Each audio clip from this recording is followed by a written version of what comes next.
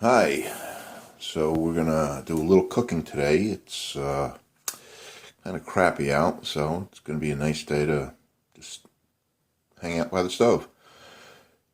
I've never made this before, so this is my first attempt. I have no idea what to expect. I'm gonna make souse or head cheese without the head, but using most of the parts of the head. And well, let's get started. So what we have here is pig ears. I got all this meat from the Asian market. I found it's the cheapest and the best here in New Jersey. So with these pig ears, I used a lighter to singe the hair off, and I scrubbed them with a brush, and then I covered them with salt, and I soaked them overnight. So what I'm going to do is I'm going to rinse all this meat really good, and then we're going to put it in the pot with a bunch of herbs and vegetables. So, and what we have here is actually, there's a pig tongue. These are snouts. And on the bottom, I have a couple trotters that I had the butcher at the market cut up into small pieces. And again, this was all salted overnight, and you can see the liquid that it draws out. So let me rinse these, and I'll get back to you. Okay, we're back. So all the meat is rinsed. We have it in a pot. What I have here are a couple small onions, some bell pepper. We're also going to add about a cup of apple cider vinegar. We've got some bay leaves, some roughly chopped garlic. This is some sazon from Goya. That's what the package looks like. This is sage and hot pepper. I'm also going to try this. I found this in the Goya aisle. It's a ham-flavored concentrate. Now, I don't measure, and to me, this amount of herbs would go pretty good with this. After this is boiled down, we're going to pick the meat off, and we're going to chop the meat up. You can always season it then. So what we're going to do is we're going to add this. So let's just add this. Sorry, the one-handed. All right, we're going to add the vinegar, and we're going to add. I think I'm going to chop these a little bit, so we'll come back to those. I got the onions, and I got my knife. Just give a rough chop. And I always use a paper plate if I'm just doing just a little bit of cutting instead of dirtying a cutting board. So, okay, so these can go in now. All right. And I'll add these, but I need two hands to open that, so well, maybe I won't. I don't know, let me see. I got it. Okay, so let's just add this. Smells like ham. I didn't add the whole thing. I probably added 3/4 of it. There's a little bit left in the pack. So I saw a recipe where somebody added some of this. This is like a cilantro based. I guess they use it for stews and stuff like that. I've had this on sandwiches and stuff, and it's pretty good. I'm gonna add some of this. And we're going to fill it up with water, and we're going to put it on the stove. I'll be right back. Okay, so pot's on the stove. I just put it on, didn't even bring it up yet, but you can see you fill water just enough to cover everything. This will probably take a while. My stove kind of sucks, so I'm thinking it'll probably take about 4 hours. What you want to do is you want to keep an eye on it in those 4 hours. Stir it so nothing sticks to the bottom of the pot. And the object here is to get it to where it falls off the bones. Then you pick through the meat, get all the bones out, and then we'll put it in a food processor and chop it up finely. Well, not too finely. And then we'll put it in loaf pans and chill it overnight. But for now, this is it for the next 4 hours. So we'll be back later. Okay, so you can see all the reduction here. It's been about 2 hours.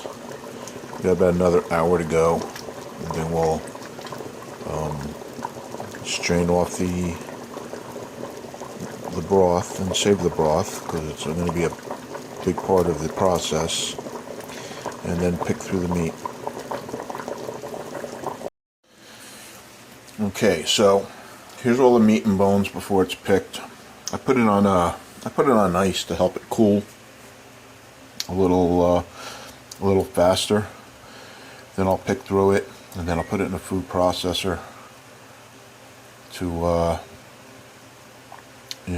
just pulse it a couple times just so it's not so chunky. Here's the broth. We're going to need that. I actually added water to it. It seemed a little salty, so I'm hoping that the water will water it down a little bit. I'm going to bring it to a boil and let it maybe reduce a little bit more. I think that's kind of defeating the purpose of watering it down because I think it'll still be salty, but nonetheless, I'm going to put unsweetened gelatin in it to help with the gelling. So this way, it's assured to set since this is my first time. Plus, I've seen it in other recipes. So when this is all done, I'll get back to you.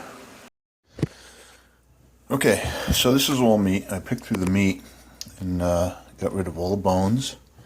There's all the bones. So now what we're going to do is we're going to put them in a food processor and just process them a little bit, chop them down. Not really fine, but just a couple pulses just to break it up. And then we'll put it in the molds.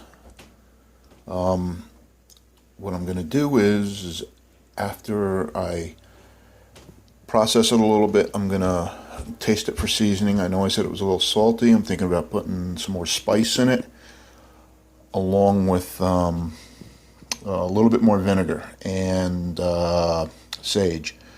A souse or head cheese has got a distinct flavor of spice, sage, and spice, sage, and what was the other one I said? Spice, sage, and vinegar. So I'll put some apple cider vinegar in there to taste. Okay, so I loaded up, and I'm just gonna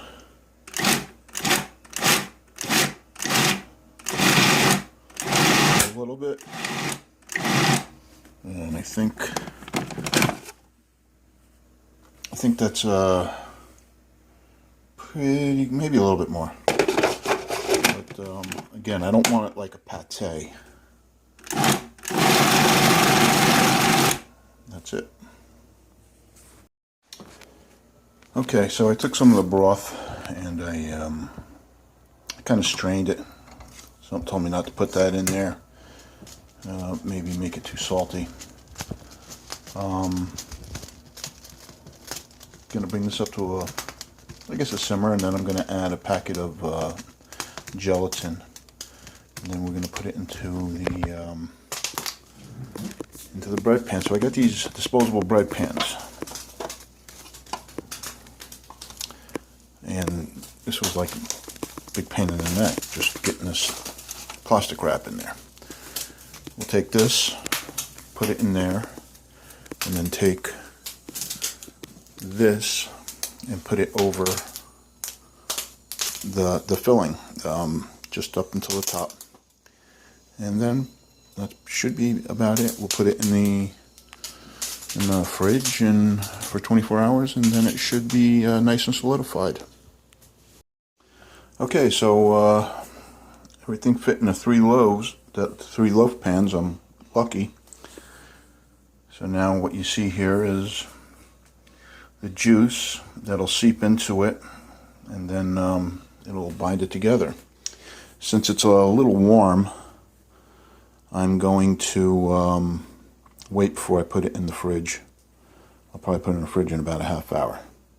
And then we'll be back tomorrow to see what the finished product looks like.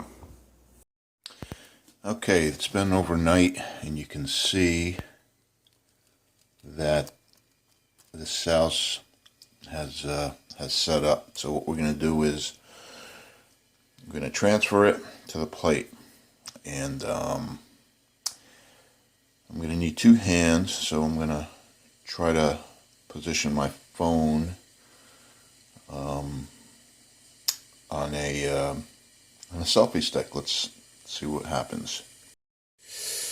Okay, so pull this up, see if we can get it loose.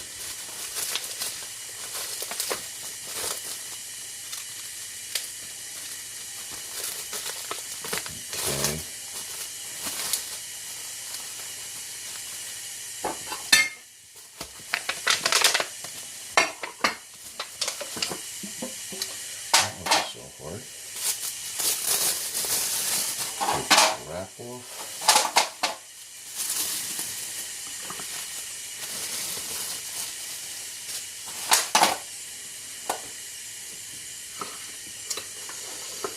And there you have it. Usually it's served with crackers.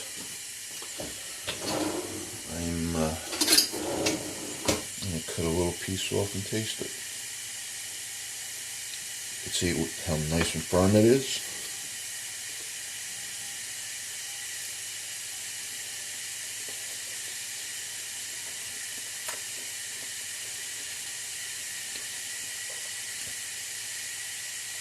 It's actually really good, and it's not as salty as I thought it would be, based on what I was tasting yesterday. So anyway, there you have it. My first attempt. I'm very pleased, and I've got 3 loaves, and nobody I know other than my brother-in-law will probably eat this. So let's see if I can freeze them. Maybe give at least 1 away. All right. Well, thanks for watching. Bye.